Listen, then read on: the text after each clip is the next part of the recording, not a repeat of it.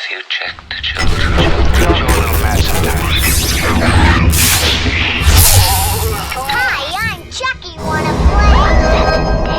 Sometimes that is better. You're gonna need a bigger boat.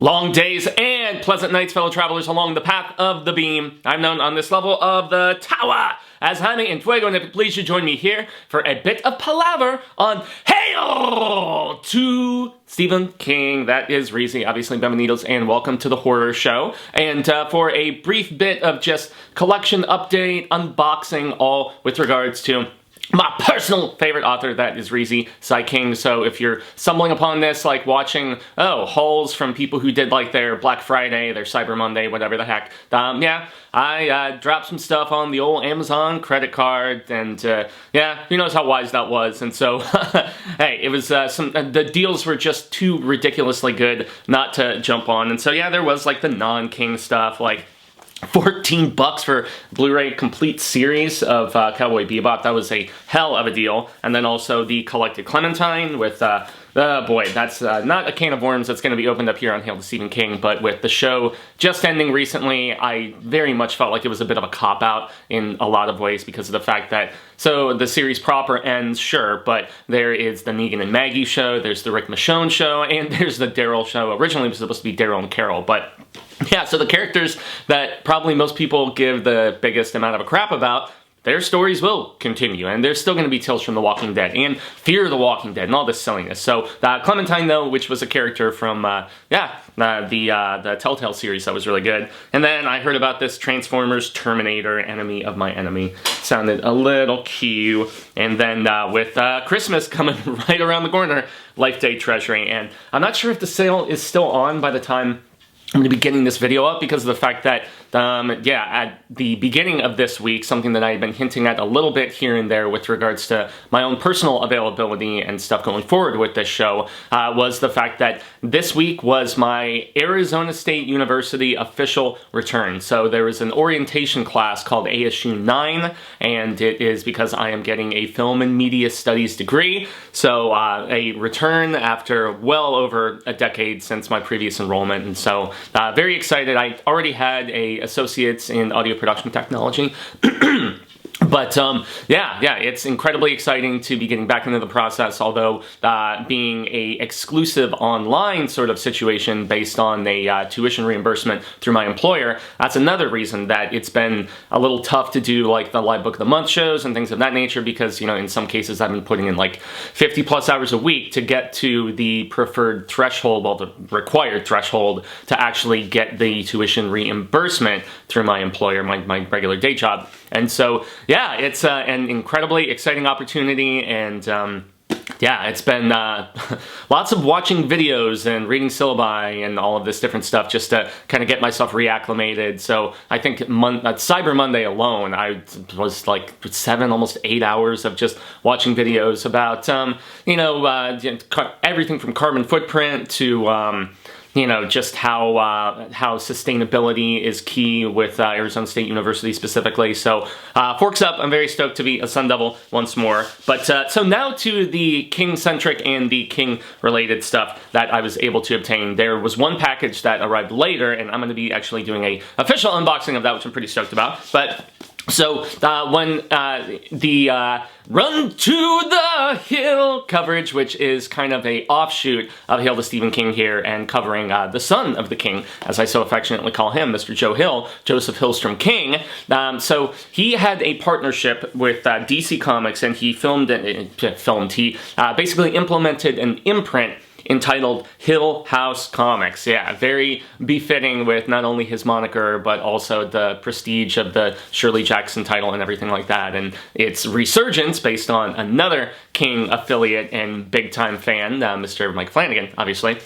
But so, he had a book that Cecil and I had the opportunity to read, which was called Basket Full of Heads, and I'm going to make sure to actually link up that review in the description and stuff below. However, unbeknownst to me until it was finally being collected, so Joe Hill did not write this, unfortunately. He also, through Hill House Comics, he had his own books, and then he also had separate stuff that he kind of commissioned and was like shepherding in some of these, horror-centric comic writers and illustrators and everything. And so there is as it's described here, the sequel to Joe Hill's Basket Full of Heads, entitled Refrigerator Full of Heads. And so this was one that I obtained on the holiday, and I'm definitely going to be doing a review of it. So it's almost like when I was doing that film series, films that forgot the face of their fathers, and in some cases, I admitted, I was like, I actually really liked Larry Cohen's Return to Salem's Lot. I appreciate a lot about the Edward Furlong starring Pet Sematary 2. So it's not like every sort of sequelization that didn't have like that actual authorship from the original big-time creator, whether it's King or his son Joe. So it doesn't mean it's going to be bad necessarily. And so I believe it's the same artist. Let's double check, because that is the one thing that I'm not 100% about. Okay, so apparently it doesn't look like it's even the same artist, unfortunately. But hey, a continuation of that strange story, which, I mean, it was definitely gory, very horror-centric. So that Refrigerator Full of Heads, now collected in this hardcover and available currently at Amazon. Now, the aforementioned sale that I was talking about, that I'm not sure is still going on or not, they had a bunch of specific titles that it was basically get 3 for the price of 2, and the unboxing that I'm about to do is 2 King things that I had been eyeing for quite a while, but I was just like, oh boy, 30 plus bucks for those books? Like, that's a little on the rough side, unfortunately. But yes, as far as his son Joe goes, I'm very much looking forward to reading the sequel to Basket Full of Heads, Refrigerator Full of Heads. You can probably fit a lot more heads in a refrigerator than in just a basket. So maybe taking the James Cameron approach, right, of everything has to be, if it's sequelized, bigger, more explosions, crazier, all that different stuff. And I get a little sip of my beverage here. Another acquisition, which this sale was like one and done almost immediately, and the package was actually even lost, which sucked. So I had to send me a new version of it. But so yeah, I did not opt for the Blu-ray because of the fact that, the upconvert is pretty good on my Xbox and everything. And besides that, I wasn't a very big fan of the 2022 Firestarter film with Zac Efron and the little lady who I had seen previously on, not the current New York City season of American Horror Story, but she did the previous season of it. And so, I was like, she's going to be playing Charlie. That's kick-ass casting, and I was incredibly excited. Unfortunately, like, despite a few, like, I guess, like, tech-savvy little hints, it felt very low budget to me, and it did not really deliver the sort of carnage that was being promised, especially with like Blumhouse putting it together and everything. But being a completist, as myself and various others on the Hail to Stephen King Facebook group like to say, you have to at least obtain a copy. So I would imagine there's a lot of peeps who are just like, oh, you didn't opt for the Blu-ray. Well, I got this for $5, man. So I believe it's back up to its regular pricing of, 14 something or whatever, which I would never in a million years want to pay for this particular thing. But it had all of the same supplemental features on the DVD as on the Blu-ray. That's often one of the instances where I will most definitely opt for, 1080 or 4K or whatever, is if there are exclusive bonus features. But since I didn't love this film, and since the price was significantly better for the DVD in comparison with the Blu. Just in case I have any sort of inclination not to just fire up Peacock and watch it there, which I'm pretty sure it's still available, but all the same special features were on the DVD as the Blu. So you've got an alternate ending, which I have yet to check out, deleted and extended scenes, gag reel, and more. So yeah, that was another Amazon line of credit acquisition. So how about it then? The only thing that I have not actually opened up yet, as I'm jumping down here for it. So this is a hefty box, and these are the 2 aforementioned things that I had been eyeing for quite a while, and it was just how the price points were a little redonk in my estimation. But I believe one in particular, or maybe both, I'm trying to recall. They are like oversized, almost like coffee table sort of books, as people like to utilize the terminology. And I have been eyeing these for quite some time, so thank you for packaging with care in this particular instance. Oh, so one of them is loose and the other one is enraptured in additional plastic. And this is a shout out to Bev Vincent, actually, because Bev Vincent most recently, so he on his repertoire has done a lot of King coverage over the years, good friend of Steve's, and Interesting how, okay, so it's meant to look a little like old and just kind of like frayed on the sides and stuff like that. But he had done the Road to the Dark Tower book. He also was, I'm trying to remember if he was responsible for working with the King historian, Robin Firth, who has done all of the Dark Tower stuff as well. I cannot recall specifics in that. I wish I had that book handy. But most notably, he is a big-time Dark Tower historian and just like a very revered and respected King historian in general. And so this is a complete exploration of his work, life, and influences by Bev Vincent. And so I can already tell this is going to be really cool. Oh, the irony that I opened up to what is the book of the month right now, actually. So next Tuesday, hopefully, provided schedule. So this one class, which is this orientation class, is ASU 9 that I've been working on this week. It is just for this week, so I'm fingers firmly crossed that I will be able to do the live book of the month next Tuesday, which is all about From a Buick 8, which I have already reread and have been revisiting. But this is going to be so dope, man. So it looks like it's going through adaptations and different books. There's going to be all kinds of cool candid photos. Sorry for the brightness alteration. Movie star, so you get the Lonesome Death bit from Creepshow, which is really, really cool. Jodie Verrill, I want to say. I'm trying to remember the name of that character. So looks like there is all kind. Okay, so as I'm looking at it, it looks like it is going to be going through adaptations and just all kinds of candid, cool information. I mean, yeah, that photo being from King's cameo in the Shining miniseries that he rewrote, an interlude about the accident, yeah, some more photos of him, walking around when he was in that little bit of recovery mode and stuff. So, yeah, man, I am incredibly, incredibly excited it'll be almost like a walk down memory lane, because when I was first starting this show out, one of the big things for me was the fact that I was going through the entire process of every single thing that King had published in its publication order. So, even though I have done videos here on Hail to Stephen King and its 300 plus segments about, like a Dark Tower centric reading order is one that people still continually come back and are very humbled and honored, instances for me when those people are like, yeah, I went with your reading order and I loved it,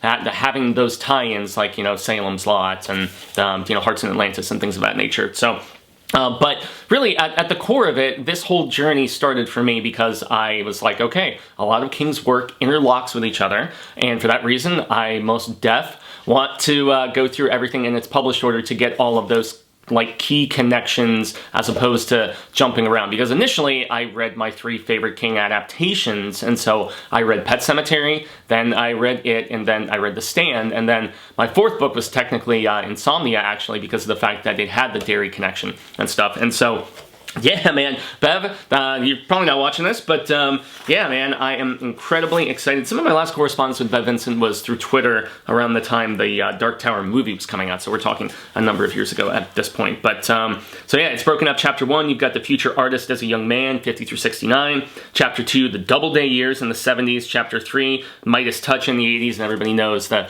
reference there probably because of the fact that that's when the King popularity, like, friggin' exploded, was in the 80s. I mean, in just the year of my birth alone, I think there were 3 or 4 books, and then there was a couple movies that came out that same year. So yeah, we are talking big time. So jump back to it. What else we got there, Sir Bev? Chapter 4, Experimentation and Change in the 90s, because yeah, most def, that was where he was kind of trying to find his voice a little bit, post sobriety and everything, and just the whole aspect of that. And then the 2000s, After the Accident, interlude the Stephen King universe, because that's most stuff where it was really becoming apparent. I mean, in book 6 of The Dark Tower, Song of Susanna, that's where he put himself in the book. So that's where King was approaching levels of, like, Wes Craven, New Nightmare, shout out to Cecil, obviously, like meta-ness. And then Chapter 6, The King of Crime, 2010 and beyond. Very well put, Bev, because of the fact that that seems to have been King's obsession, with the exception of Revival. I mean, I feel like so much from the Mr. Mercedes, the Bill Hodges trilogy, but, Mr. Mercedes, those 3 books associated, Finders Keepers, and The Watch and everything. And then even into, The Outsider, and even before that, stuff like, Colorado Kid. And so he has very much been on this crime kick that revisiting Nightmares and Dreamscapes recently because I did the Night Flyer video, which was a ton of fun, and I ended up, as opposed to just listening to that and Popsy, which kind of connect with each other, I ended up just going, and I was like, let's go for a full fucking niner, man, and I listened to, as I was working, the entire Nightmares and Dreamscapes, including the short story, well, I guess it was a segment of a number of pieces that were published in the New Yorker, if I remember correctly, but it was about his son Owen, also an author in his own esteem, and yeah, man, it's all about when his Little League baseball team went through this run to the Little League World Series and everything, which is pretty cool.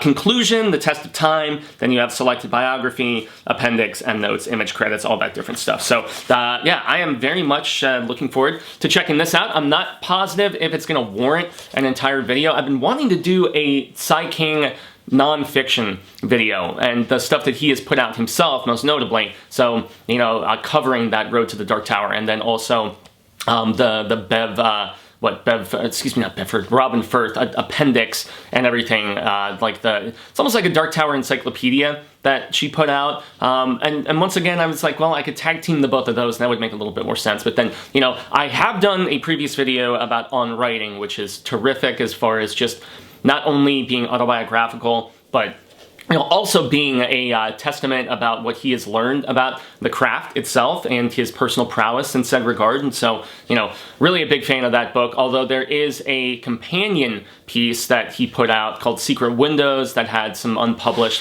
essays, and I believe there were a few exclusive stories around the time of its release and ended up being collected in something else. And then way back in the 80s was when he put out Dance Macabre, and that was essentially a reading and a viewing list from him and some of his biggest influences. So, of course, there was a lot of, Bradbury and Shirley Jackson and stuff like that, things that he's gone on record various times to even just reference in his own stories. King is very funny in the fact that he will write characters having affinity for, short stories. I'm trying to remember the Shirley Jackson one. Was it The Lottery that he was talking about in one of these Nightmares and Dreamscapes episodes recently? Anyway, long story short, I am incredibly excited to take a visual walk down memory lane. So maybe I could pair this with, there's the Stephen King visual history, I think it is, or illustrated King Companion or something of that nature. So I'm going to just throw that off to the side because this is filmed in Fuego's, personal master bedroom. That's where you get the, little bit back there. And now for the book that was not covered up in all kinds of coolness. This is another one that Spooky Sarah, actually, Geeks Who Eat, friend of ours here in the deadly desert of Arizona. I saw that she was all over this book right when it first came out, and it is called Castle Rock Kitchen. And in this regard, so the author is Teresa Carl Sanders, author of Outlander Kitchen. And yeah, it's described as wicked good recipes from the world of Stephen King, and most notably there is a foreword by Sai King himself here, which is incredibly exciting, and yeah, there's a little bit of sticker crud on the front of this. But let's hear how this is described in the very front page, everybody. So, Castle Rock Kitchen transports you to Stephen King's Castle Rock multiverse, a darker, more gothic version of the Maine you are familiar with. Through 80 immersive recipes written from the perspectives of Mrs. Garrity, a character first introduced in The Long Walk and a lifelong resident of King's Maine. Interesting, I did not know that that was the case. Okay, continuing on. Ranging from down-home breakfast to luscious desserts in every course in between, these modern, mouth-watering dishes are inspired by meals and gatherings from more than 40 novels and stories set in Castle Rock, Derry, and other King-created towns. Nice, nice. I'm excited here. Okay, and a little bit about the author. Teresa Carl Sanders, chef and author of the Outlander Kitchen cookbooks, feeds hunger both real and fictional with classic, satisfying dishes such as pancakes from the Toziers, the one-handed frittata under the dome, Whopper spare ribs, the Tommyknockers, lobster pickins, 11/22/63, that sounds delightful, wild mushroom hand pies, bag of bones. I've been relatively unkind to bag of bones over the years, but hey, to each their own. I know there's a lot of fans of it. Dolores' oven risotto, Dolores Claiborne, obviously, blueberry cheesecake pie, the body, the infamous barf scene at the pie eating contest, and homemade root beer. Carrie. Interesting. Okay. With a foreword written by Stephen King and story excerpts that connect the recipes to the books that inspired them, Castle Rock Kitchen delivers frightfully good food and drink. And so I've been talking with Lady Catherine about this actually, and so I'm like, should I, for a few episodes of Hail, actually try to prepare some of the more enticing recipes? I mean, anything lobster related, I would be in heaven living in Maine, aside from the weather. God forbid. Yes, it's just like barely, it's almost December here in the deadly desert of Arizona, and when it gets like in the 60s, like I'll start crying and, complaining and so on and so forth. I'm curious how long the foreword is by King. If it's not crazy long, like, why the hell not? Yeah, guys, let's do it. Let's bring it on. So, listen carefully. Foreword by Stephen King. I was born in Maine, grew up in Maine, and expect to be buried in Maine. Before that happens, I'll continue to eat in Maine, and many of the things I've eaten are presented under different names in most cases in this lovely little cookbook. Well, it's not little, it's definitely, coffee table sizes, I specified. Continuing on. When people think of Maine cuisine, they tend to think first of clams and lobster. I'm guilty as charged, to quote Mr. Dewitt Cox. Never cared for clams myself. They always looked to me like snot in a shell. Lobster is tasty, but I ate too much of it as a kid, and that's often what happens, right? You get burnt out on stuff when it's just constantly around, and so the pricey delicacy that lobster is to somebody, landlocked like me here, it's a little bit different. Okay. My mom was on a perpetual budget, and she'd buy day-old or two-day-old lobster at the IGA in Lisbon Falls. Some of those bugs were still moving, but not that many. She made lobster rolls, and there was often a pot of lobster stew simmering on the stove. She'd hide it in the oven if someone came visiting, because in those days, lobster stew was poor food. He uses the quotation marks there. When I think of Maine cuisine, I think of red hot dogs and spongy Nissan rolls, I'm assuming, or Nissan rolls, slow-baked beans with a big chunk of pork fat thrown in, steamed fresh peas, bacon, whoopie pies, plus macaroni and cheese, often with lobster bits if there was some left over. Man, lobster mac and cheese, you're like, speaking my language here, Steve. I think of creamed salt cod on mashed potatoes, a favorite of my toothless grandfather. I would imagine the toothlessness and the soft nature played a part, and haddock baked in milk, which was the only fish my brother would eat. I hated it. To this day, I can see those fishy fillets floating in boiled milk with little tendrils of butter floating around in the pan. Ugh. As the twig is bent, the bough is shaped, so they say, and my tastes have remained simple and unrefined. I like nothing better than a couple of blueberry pancakes for breakfast floating in maple syrup. Folks think of Vermont when they think of maple syrup, but the Maine variety is just as good. There's nothing like a chunk of fried fish, vinegar for lunch, and a New England boiled dinner for supper. Corned beef, cabbage, potatoes, and carrots. You must simmer very slowly, my mother liked to say. Add some strawberry shortcake and Bisquick biscuits, please, for dessert, and you've got some mighty good eating. We like to see you up here in vacation land, always glad to fix you up with all the crab, meat, salad, and lobster rolls you can eat. Extra points if you ask for lobster. Fun pronunciation. But if you can't come, you can always browse the recipes in this book, which are drawn from some of my stories and novels. If you're in a campfire frame of mind, might finish off with s'mores, and if you're in your cabin up St. John's Valley way, or just imagining it, you could start your day of hunting, trapping, and fishing with a bowl of Muddy Buddy. May I close with a Maine food joke? Sure, Steve, lay it on us. Loggers are out in the woods, you see, and they need someone to do the cooking. Pete Bouchard gets the call because he's the smallest. If he turned sideways, he'd disappear, don't you know? Not given much in the way of choice, Pete says. I'll cook until someone says they don't like it, then that person gets the apron. When they all agree to that, they all agree to that, but a logging crew in the woods all winter, and Pete gets damn tired of doing the cooking. He starts boiling the potatoes to mush, burning the venison steaks to cinders, leaving bird shot in the birds, so the loggers have to spit them out. Serves cake so hard they break a tooth.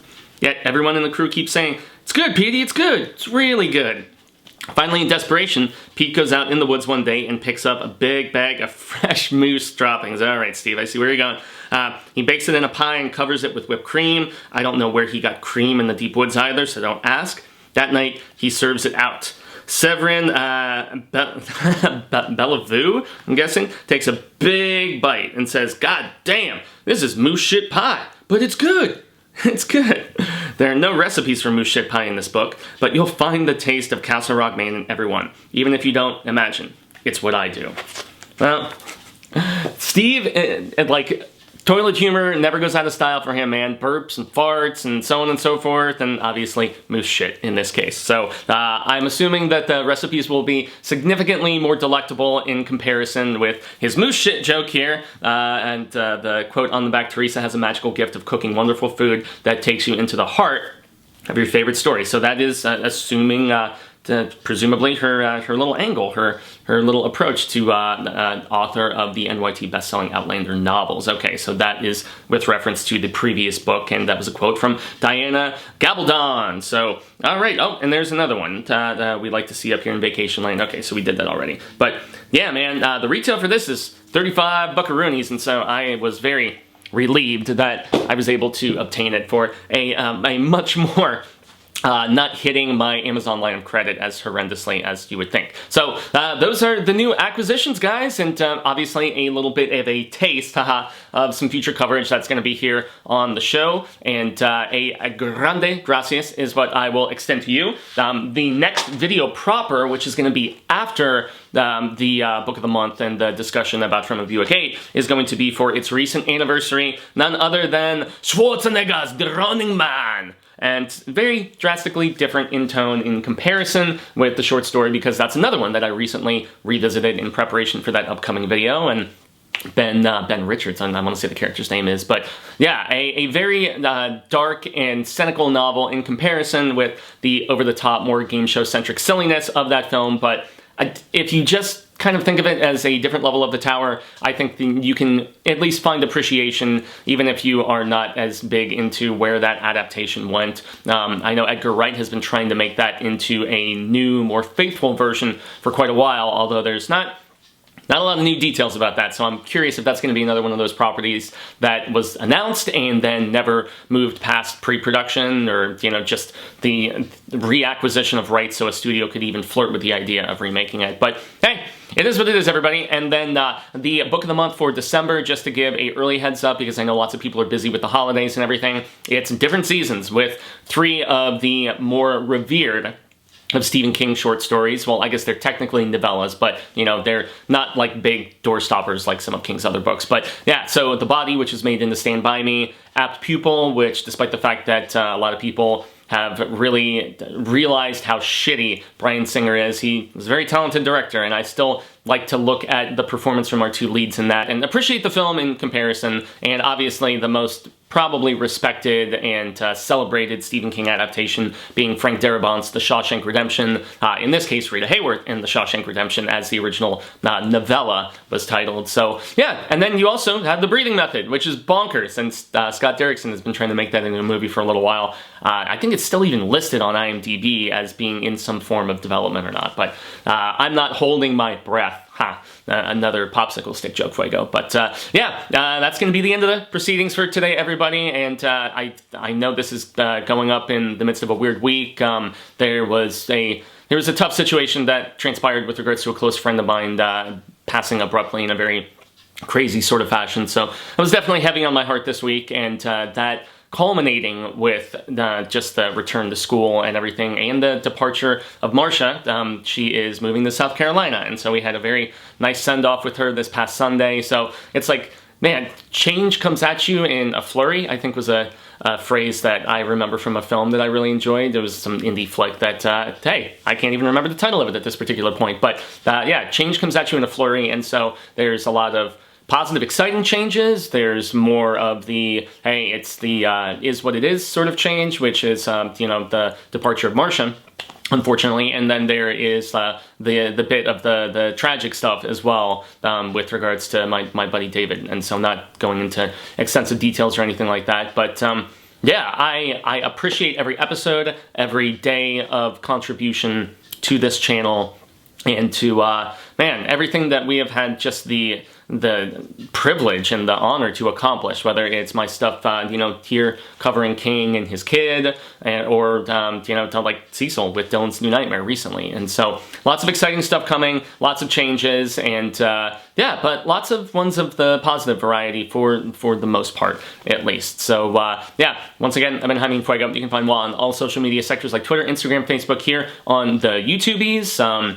To be starting some coverage on my personal channel again for awards season, which I'm excited about, and I saw She Said recently, which was quite good, and there's lots of other big heavy hitters. The Fablemans, the new Spielberg was quite impressive as well, definitely resonated with me. I keep telling Cecil he needs to watch it, but yeah guys, obviously liking, sharing, doing the subscribe thing if you were just randomly stumbling upon this, the rather long-winded video, guilty as charged once again, to quote Dewey Cox again, walk hard. But yeah, any sort of support is greatly appreciated. Dylan's New Nightmare is still doing some finishing funds for the post-production process of it, and lots of exciting announcements that are going to be coming out about that one here in the very near future. Some of the just coverage Cecil has gotten since dropping the press release with some of the first official images of Dave McRae and the return of Miko Hughes. I mean, such exciting stuff, man, and I am beyond stoked for his nightmare, not his dream, his nightmare, finally coming to realization, which is incredibly exciting. Once again, just like with the previous video I did about the Night Flyer, I am going to put a link in the description box below if you want to support Cecil and his movie, and as it is for a prospective summer 2023 release. So incredibly exciting there, and always excited to be doing these videos here with and for you guys. So I've been Fuego, y'all have been Rad Status, and until the Wheel of Ka comes around once more, hasta luego, amigos, constant readers and viewers alike. Say thank you. I am hopeful we have been well met. We share more of this palaver sooner rather than later, and until that instance occurs, remember to stay scad and read Stephen King. I mean, I am so stoked about both Bev's book here and the Castle Rock cookbook. So stay tuned, it's gonna be fun.